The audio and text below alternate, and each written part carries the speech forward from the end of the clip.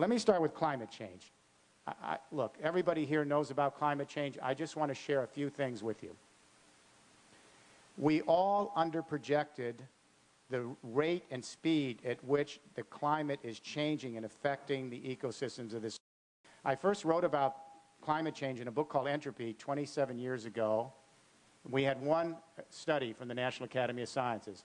But as I look back at my own writings, and I picked up on the scientific community, every one of us underprojected the speed at which this climate of this planet is changing. For example, the scientists in the earlier climate report of the UN said that the great snow peaks on our mountains would be bare by the 22nd century from the Himalayas to the Andes. It's all happening now. The earlier report by the United Nations Climate Panel said we'd see more intense hurricanes in the Gulf Stream by the mid-century. We're in real time now with Katrina and Rita and other hurricanes. And what's so interesting to me is the Arctic, because that's the canary in the mine. They said by the 22nd century, we may see a lake in the summer. The polar bears are drowning now. We all got it wrong. I'm going to share a couple statistics. Ago, in the journal Science, our premier scientific journal, scientists issued a study which was ignored. It's devastating. Our scientists went down to the Antarctic.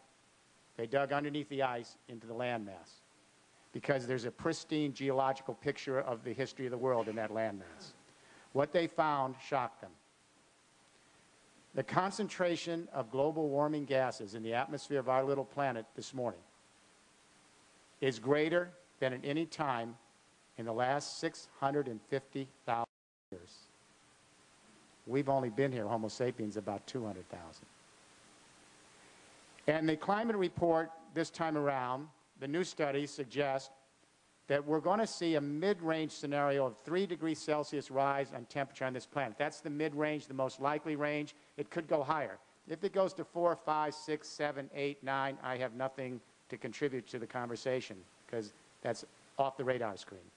But to give you an idea of what 3 degrees Celsius is in this century, and that's the likely scenario, and it may turn out to be too conservative. 3 degrees rise in temperature on this planet takes us back in time to the Pliocene, 3 to 5 million years ago. This was a different planet. The flora, the fauna, the habitats, the ecosystems. It's breathtaking. I don't think we've grasped the enormity of this human experiment. In fact, if we were to measure human accomplishments in terms of sheer impact, we'd have to, with deep regret, this actually may turn out to be the singular greatest accomplishment of our species. In the geological record, if they look back at us, we affected the chemistry of a planet in less than 200 years. No species can claim that in history. Climate change. It's going to change everything. But now I want to tell you about the little secret. It's kind of a, I would say, a dirty little story that nobody wants to talk about. And that's why I'm really pleased to be here today. There's a tremendous discussion in the documentaries that are out, in the books, in public policy, around our need to reduce our global warming gases, and a lot of concentration put on our power grids and put on our transport. Here's the dirty little secret.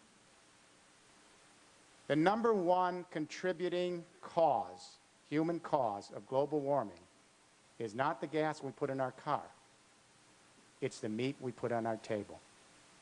Nobody wants to talk about it. I was with President Chirac a few weeks ago. We had just, everyone finished a steak lunch. This was the issuing of the climate report. We had every world leader there.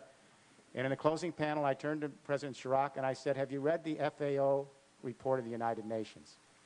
The United Nations Food and Agriculture Organization put out a report late last year. It got no attention, almost no attention. Google it up. And here's what the report said. It turns out that livestock production on this planet contributes more to global warming than all of transport put together on this earth. And we're talking 760 million vehicles. In fact, livestock production accounts for 18% of the problem we're facing with global warming. It's true that livestock only is about 9% of CO2, but what we haven't discussed is that livestock production also contributes, I think it's 65% of nitrous oxides and 37% methane, which are more potent global warming gases. Today, our livestock, especially cattle, but all of our livestock, takes up 30% of the ice-free, land-based, terrestrial part of this planet. Equally interesting, as all of you know here in this community, but the public isn't aware of, 1/3 of our arable land in the world today is being used to grow feed grain for animals, not food grain for people. So it's kind of an ironic twist that the wealthy of the world are living high up on that food chain with grain-fed meats. We die of diseases of affluence, type 2 diabetes and strokes, cancer, cardiovascular disease. Our brothers and sisters in the southern hemisphere are dying of diseases of poverty because they cannot get access to the land to grow food grain for the appropriate caloric intake for their families and are being marginalized out of history.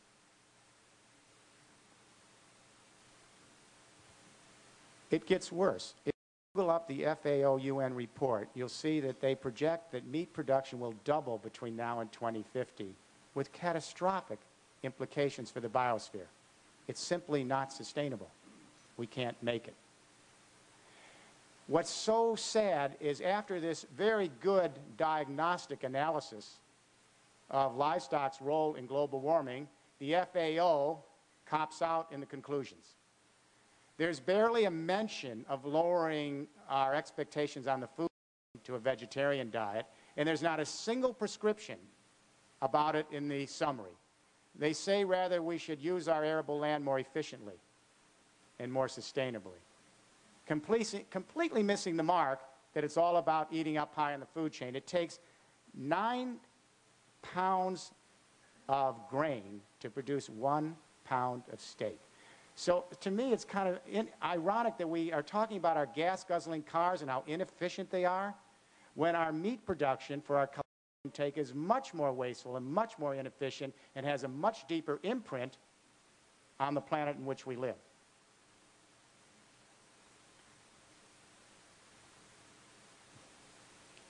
Let me put it in one more perspective. It takes the equivalent of a gallon of gasoline to produce a pound of steak, all right? So the average family of 4 in this country eats about 260 pounds of beef a year. That's equivalent to about 260 gallons of gasoline. When you burn for that meat, it's 2.5 tons of CO2. That's equivalent to running your family car for 6 total months. No one's talking about this. No one. Go to the environmental community, among the people that are involved in politics and the business community, which I engage, there's no discussion of this. Zero.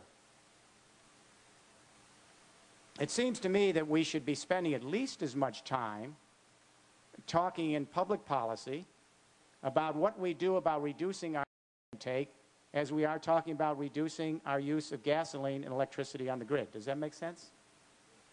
Perhaps we ought to start off with the following prescription, and that's why we got all the lawyers in the room. Huh? We'll talk about this a little more. We got to press them in legislation and litigation. Perhaps we need to have a carbon cap, not only for CO2, but we need a cap on methane and nitrous oxide. Let's press the livestock industry. Let's cap it. Secondly, important, why don't we seriously entertain a tax on meat consumption?